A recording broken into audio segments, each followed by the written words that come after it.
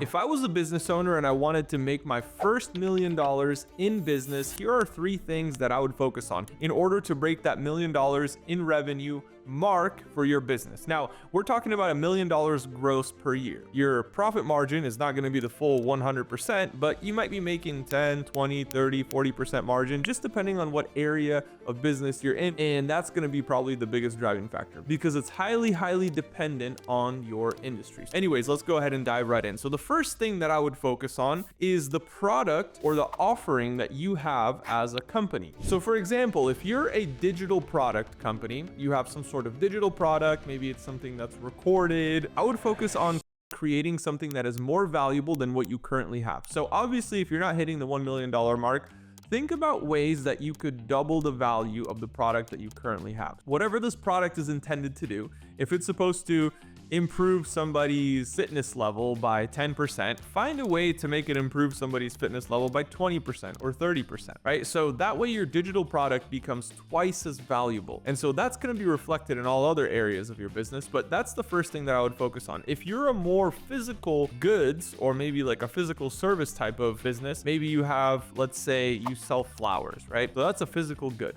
That's something that you can provide as a value add to your client. So think about what you can do in order to make your flowers more valuable than everybody else. First of all, it can come down to just the overall experience. So when people walk into your store, how do they feel? When they walk into your flower shop, do they feel like, oh, it's kind of dirty in here, you know, it's kind of humid, it's moist, like it's feel like I'm in the jungle? Or when they walk in, is it a nice, clean, fresh smelling shop? You have, you know, candles and nice music playing, and it's just a beautiful atmosphere. And when they come in, they're like, okay, I love the experience that I get when I go here. And so just because of experience, you could probably charge a little bit more for your flowers. So we'll get into that in just a second. But that right there increases the perception of value of your product. It could be the same exact flower, but because you presented it in a better way, people are now like, oh, okay, cool. Yeah, I'm totally down to pay $5 extra or $2 extra or $10 extra. Like, who knows what the actual amount is, but you're gonna have to test that out and see if you can make a little bit more money just by providing a higher level experience for your clients, which I'm confident you can do. That's in the case of a physical good. Now, let's say you're some sort of service provider. Let's say you mow lawn. I know we're kind of going like super basic here, but maybe you're a massage therapist, or maybe you are a counselor or something like that.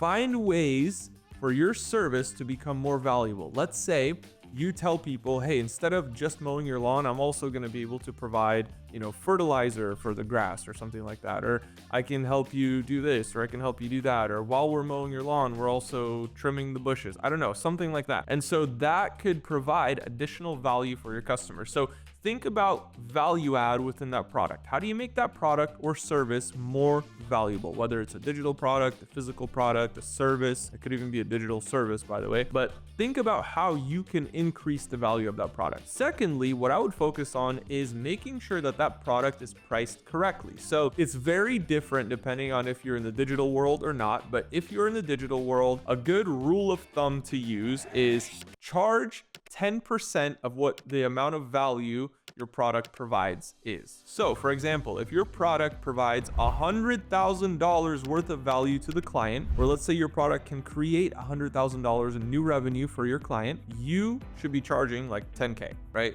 So that's 10%. So make sure that whatever you're charging, your product is providing, or service is providing 10 times the amount of value. So that way it kind of becomes a no-brainer for people. They're like, well, even if I miserably fail at this, like I'll probably at least make my 10K back. Even if you're so bad at implementing at whatever this like tool or whatever it is, like I'll probably at least make 10 or 20K out of it. So it makes it easy to justify for people. Now that's when it's a digital product. You're oftentimes not going to see that in a physical product world. Like you're not giving away $500 worth of flowers for $50. That's not how it works. So people have a more realistic sense when they're buying things in person, when it's like a physical good or something like that. They understand general market prices. So that's kind of where the previous step comes in here for physical goods, because if you can provide a much better experience, customer service, atmosphere, vibes even, or like cleanliness, people will pay more for that. So add more value into what you're providing and you're able to bring up the price. So Usually it kind of breaks down into two things. You have the actual cost of goods, right? Which is the flower.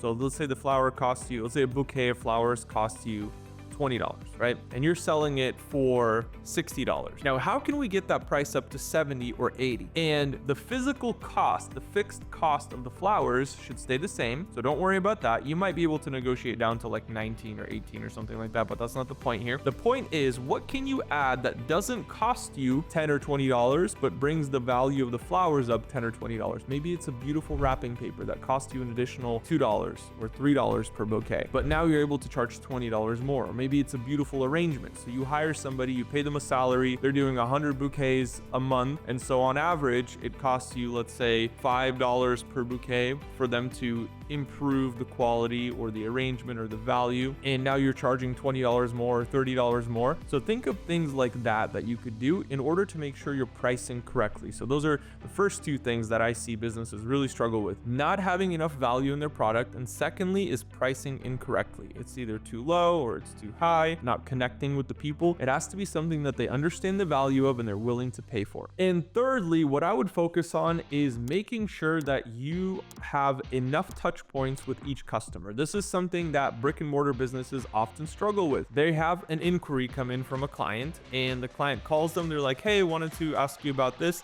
They don't get any of their information. They don't know their name. They don't know their phone number. They don't know their email. It's always important to collect that information because that builds your database. So once you build your database, you can have multiple touch points with these people. You should have a weekly newsletter. You should have almost daily emails going out, giving them special advice. Like in the flower shop instance, hey, this is how I take care of my flowers to make sure they last longer.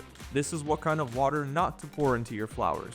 Should you pour hot water or cold water into them? How often should you feed your flowers? Like, where in the house should the flowers be standing? Do they need more sunlight? Do they need fresh air? Should they be standing in the kitchen? Like, all these are different things that you could share on a weekly basis just to add additional value to your clients. And so these clients, that increases loyalty of your clients. So it might not be a loyalty program, you're not even giving them discounts, but you're creating a loyal fan base that's never going to leave you because they're willing to pay a little bit more for your flowers because they get an amazing experience, they get a ton of value, and on top of that, they feel like they're part of your community and they get this additional insight from you as the florist on how you can make your flowers last longer, or how to choose the right flowers, or these flowers are in season.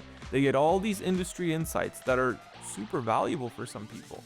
And so you're creating kind of this relationship with these people that whenever they think of flowers, they think of you. So these are the three things that I would do to make my first million in business if I had a business that was struggling to hit that mark. So make sure you guys like, comment, and subscribe, and stay tuned for more videos like this.